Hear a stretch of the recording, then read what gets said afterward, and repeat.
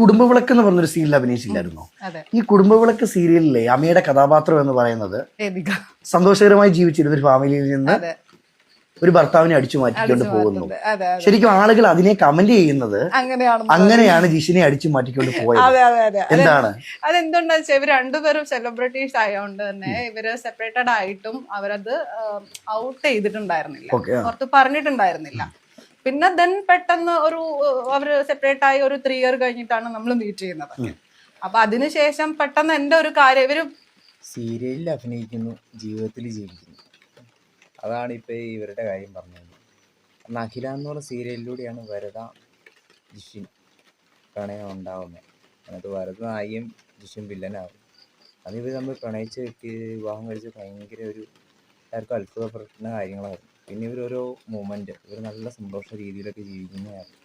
പെട്ടെന്ന് എന്തോ ഒരു ഉലച്ചിൽ വന്നു. ഒരു കുട്ടി ഉണ്ടായതിനു ശേഷം എന്തോ ഉലച്ചിലകളൊക്കെ വന്നു. അതിനുശേഷം എന്തൊക്കെയോ സംഭവിച്ചു. ഇവർ പറഞ്ഞ അതുപോലെ അടിച്ചു മാറ്റി. മൂന്നാമതൊരാൾ വന്നു. പിന്നെ ജീവിതം ഇങ്ങനെയായി. എന്താണ് വരദ ചെയ്ത കുറ്റം എന്ന് എതിരായിട്ടും പറഞ്ഞിട്ടില്ല. എനിക്ക് തോന്നണേ ഈ മറ്റേ പുള്ളി ഭയങ്കരമായിട്ട് പ്രശ്നക്കാരനാണോ ജിഷിൻ്റെ ആ ബിഗ് ബോസിൽ കണ്ടതിന് ശേഷം.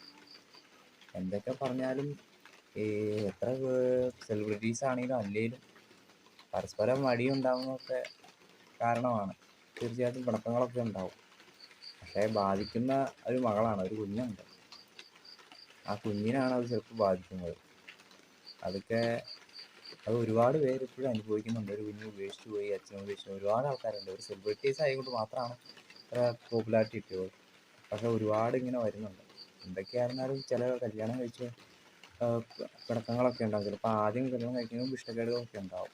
ഇതെല്ലാം നമ്മൾ അംഗീകരിച്ചു കൊടുക്കണമെന്നൊന്നുമില്ല. പക്ഷെ അതൊക്കെ പരസ്പരം പറഞ്ഞും ചെയ്ത് തീർക്കാവുന്ന കാര്യങ്ങളേ ഉള്ളൂ. പക്ഷേ ഇങ്ങനെയൊക്കെ വേറെ ബന്ധങ്ങളിലേക്ക് പോകുന്നത് ആ കുട്ടികളെയാണ് ബാധിക്കുന്നത്. ഓർത്തോളാം.